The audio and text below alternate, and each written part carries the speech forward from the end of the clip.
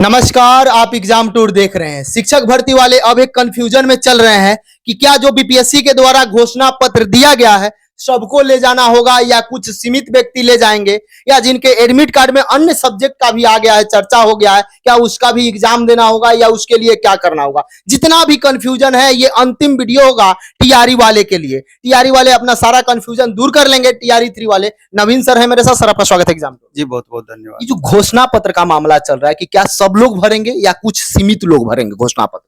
नहीं नहीं, इसमें सबको क्यों भरना है? इसमें जिनको दिक्कत है वो घोषणा पत्र भरेंगे। जैसा कि ये देख लीजिए, यही घोषणा पत्र है।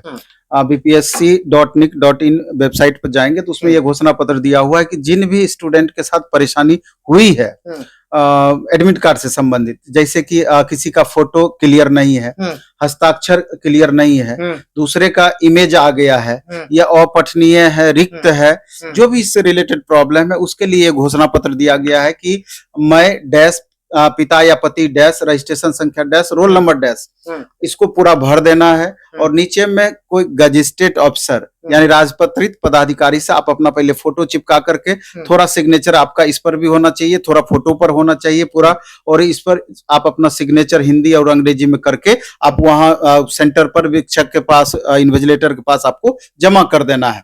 एक तो ये इशू हो गया। दूसरा महत्वपूर्ण इशू इसमें आपको रोकना चाहिए, क्या हाई स्कूल के हेडमास्टर राजपत्रित पदाधिकारी में आते हैं? हाँ आते हैं, वो उनके द्वारा किया जा सकता है या कोई डॉक्टर से? हाँ बिल्कुल। अब दूसरा मैटर जो आता है, जो मेन है कि अभी बहुत सारे अभ्यर्थी हैं कि सर हमारा तो मैथ 6 to 8 9 10 था, लेकिन एक्स्ट्रा हमको कंप्यूटर जोड़ करके, हमने तो बीसीए भी नहीं कर रखा है, कंप्यूटर से रिलेटेड भी एडमिट कार्ड पे दे दिया गया है कि आप 11 12 का एग्जाम देना है। तो इस तरह के बहुत स्टूडेंट के साथ परेशानी बढ़ी है। तो सवाल ये उठता है कि वो छात्र क्या करें, वो थोड़ा कंफ्यूजन में है। तो घबराना बिल्कुल नहीं है, कंफ्यूजन में भी नहीं रहना। इस तरह की गलतियां हर एग्जाम में देखा जाता है और उसके लिए उचित दिशा निर्देश भी आयोग के द्वारा दिया जाता है। तो मेरा कहना है कि इसमें डायरेक्ट तो आपके लिए कोई निर्देश नहीं दिया गया है, लेकिन आपको भी ये घोषणा पत्र अब पहले भर लेना है पूरी तरीके से, गैजेटेड ऑफिसर से इसको अभिप्रमाणित कर लेना है। एक एप्लीकेशन आपको अलग से लिखना चाहिए। एप्लीकेशन में जो समस्या आपके साथ आई है कि एक्स्ट्रा जैसे आ गया है कि एडमिट कार्ड पर डिटेल, तो उसकी चर्चा आप कर दें और इसी के साथ अटैच करके इसको भी आप सेंटर हेड को वहां पर आप जमा कर दें, वहां पर एप्लीकेशन के साथ। एप्लीकेशन के साथ, इसी के साथ एप्लीकेशन अटैच करके। कहीं कोई परेशानी नहीं है, एकदम टेंशन फ्री होकर के आप तैयारी करते रहिए और अपने परफॉर्मेंस को इंप्रूव करके अच्छे से एग्जाम दीजिए। मात्र 6 दिन अंतिम समय है, 6 दिन सर।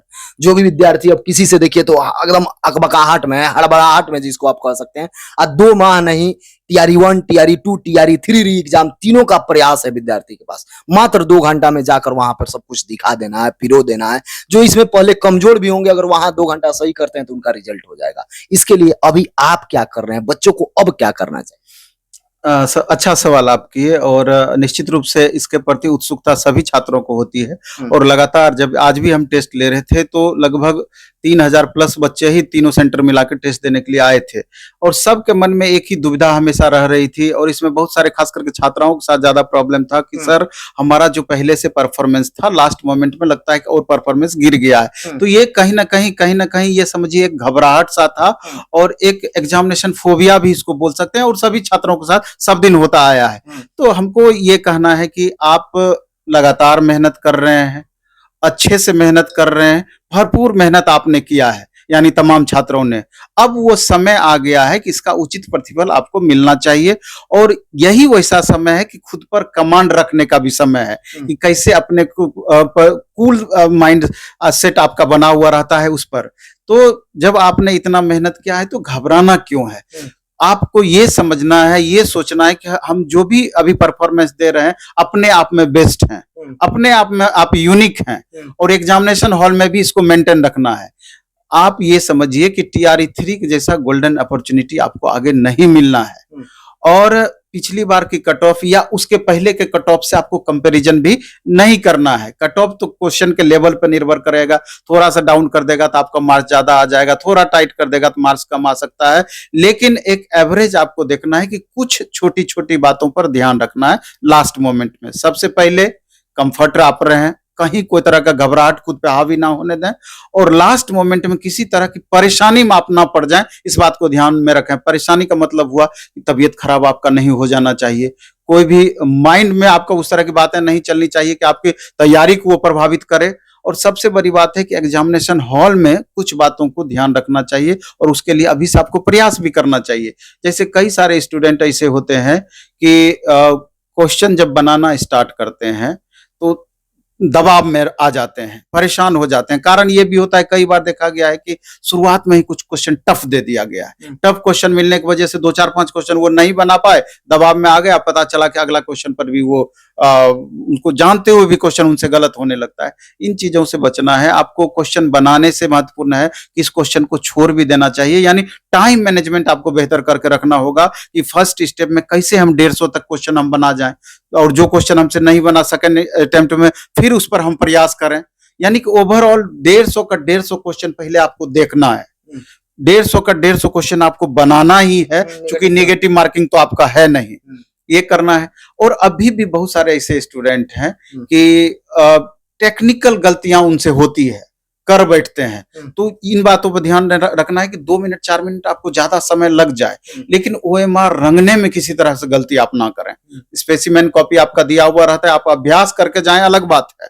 इसलिए एकदम सावधानी पूर्वक रंगे। और अभी भी 5 से 10% ऐसे अभ्यर्थी होते हैं कि गोला सही से नहीं रंगते हैं, तो कोई आधा ही रंग के छोड़ देंगे हड़बड़ाहट में, और कोई स्टूडेंट होता है कि उसके बाहर चला जाता है आपका रंगने के क्रम में। तो ऐसी परिस्थिति में भी आपको दिक्कत हो सकती है।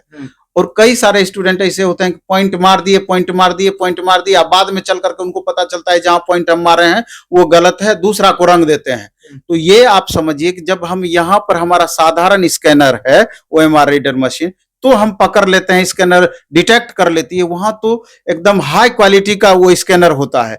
एक पॉइंट भी आप उसमें डाले रहेंगे, पिछला चेयरमैन भी इस बात पे चर्चा किए थे, एक पॉइंट पर भी डाले रहेंगे और दूसरा रंग देंगे, वो गलती आपका पकड़ में आ जाएगा, वो क्वेश्चन आपका एरर में काउंट हो जाएगा। इस चीजों से, इन चीजों से आपको बचनी चाहिए। और बहुत सारे ऐसे भी अभ्यर्थी हैं कि गोला जब वो रंगते हैं तो सोचते हैं कि पहले हम पूरा बना लेते हैं तब गोला रंगेंगे। इन चीजों से भी बचना है, क्योंकि कभी समय का आपको अभाव हो गया तो पता चलेगा 10 क्वेश्चन हम रंग ही नहीं पाए, सीरियल गड़बड़ा जाता है। तो इन छोटी छोटी चीजों से बचने का प्रयास करना है। ज्यादा आपको घबराहट होता है तो एक बोतल आप पानी लेकर के जाएं, ग्लूकोज उसमें डाल लें, बीच बीच में घुट घुट पानी भी पीते रहें कि थोड़ा सा खुद को कूल करने का प्रयास करें। सेंटर पर आधा घंटा आप बिफोर पहुंचने का प्रयास करें। लास्ट मोमेंट में हड़बड़ाहट किसी तरह का नहीं होना चाहिए। और जो अभी 5 दिन 7 दिन का समय आपके पास बचा हुआ है, तो आपने अब तक जो पढ़ाई किया है, अगर तमाम सेट आपने लगाया है अलग अलग, तो जो क्वेश्चन आपसे नहीं बना है, अगर आपने चिन्हित करके रखा है, उसका रिवीजन करिए। जो आपने नोट्स, कंटेंट, मटेरियल, पीडीएफ आपके पास जो भी उपलब्ध है, जो भी आपने पढ़ाई किया है, जहां जहां प्रॉब्लम है अंडरलाइन कर करके अगर रखे होंगे, उसका लास्ट मोमेंट में रिवीजन कीजिए। एकदम रिवीजन रिवीजन और रिवीजन, नया नहीं पढ़ना है, लगातार रिवीजन करते रहना है आपको। अब कहिएगा प्लेटफॉर्म की तरफ से क्या, तो प्लेटफॉर्म की तरफ से हमारा, चूंकि बहुत स्टूडेंट हमको फोन करते हैं कि सर आपने जो इतना टेस्ट लिया है उसका जो डिस्कशन कराया है, अगर बोर्ड पीडीएफ उसका रहता तो हम इजी वे में अधिक से अधिक फास्ट उसका रिवीजन हम कर पाते। तो हमको समझ में आया कि जब बच्चे ऐसा कर सकते हैं तो हम तो इजी में अपने एक्सपर्ट के द्वारा और फास्ट बच्चों को रिवीजन करा सकते हैं। तो हमने क्या किया कि जितना भी हमारा टेस्ट है, टेस्ट हमने जो लिया है, उसका जो बोर्ड पीडीएफ हमारे पास में है, तो मंडे से हम एक शेड्यूल सब सब्जेक्ट का अलग अलग हम बना रहे हैं कि 3 घंटा में हम 300 सवाल का अपने एक्सपर्ट के द्वारा रिवीजन करा देंगे। उसमें हम लिखेंगे कुछ भी नहीं, हमारा सब चीज ऑलरेडी लिखा हुआ रहेगा, खाली एक्सप्लेन करते चले जाएंगे, एक्सप्लेन करते चले जाएंगे। और हमको लगता है ये बेस्ट टेक्निक होगा। टेस्ट लगभग इसमें हो जाएगा? बहुत टेस्ट हो जाएगा। एक दिन में अगर 3 घंटा हम कराएंगे तो कोशिश रहेगा 250 से 300 क्वेश्चन हम खींच दें। तो इसमें, और मैथ का जहां तक सवाल है, अमरजीत सर प्लस टीम हमारा जो है, सौरभ सर हैं, एसके सुमन सर हैं, जो भी हमारे, और पीजीटी के लिए कौशलेंद्र सर हैं।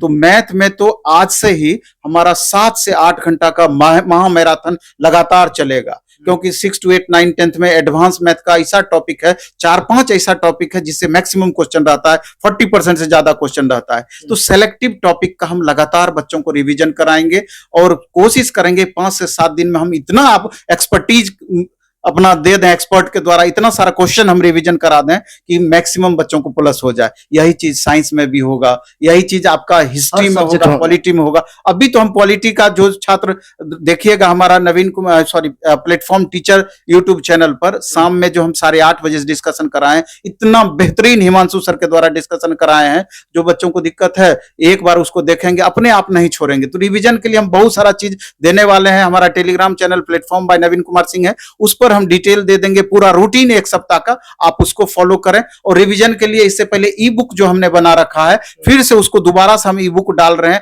आप उसका प्रिंट आउट निकाल लें। मुश्किल से 60-70 पेज में होगा और 4-5 घंटे 8 घंटे में पूरा आप रिवीजन कर पाएंगे। 40-45 क्वेश्चन उससे आपका आएगा ही आएगा। ये सब छोटा छोटा चीज है लेकिन महत्वपूर्ण चीज है।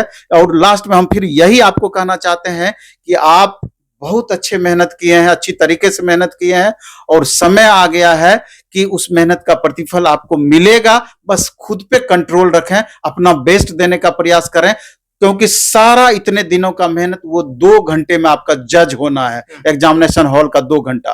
इसलिए अपने को इस लायक आप बनाएं, उस स्थिति में लेकर के जाएं कि वो 2 घंटे का भरपूर अच्छे से यूज कीजिए और अपना रिजल्ट आप दीजिए। और 100% गारंटेड है, आपने जिस हिसाब से मेहनत किया है आपको आपका रिजल्ट होगा ही होगा। खाली मेरा एक ही रिक्वेस्ट बच्चों का होगा, आपका रिजल्ट होता है एक बार खाली हमको फोन घुमा दीजिएगा। इससे ज्यादा किसी भी शिक्षक के लिए आत्मिक संतुष्टि की बात हो नहीं सकती है। ई बुक कितना पेज का होगा लगभग? पतला पतला सा है, उसमें क्लास 6 से लेके क्लास 10 तक का एससीईआरटी का कंप्लीट और अलग से एनसीईआरटी का भी बनाया हुआ है। एक पूरा बुक का 10 पेज में 12 पेज में आ जाएगा। बस बहुत बहुत धन्यवाद। धन्यवाद आपका।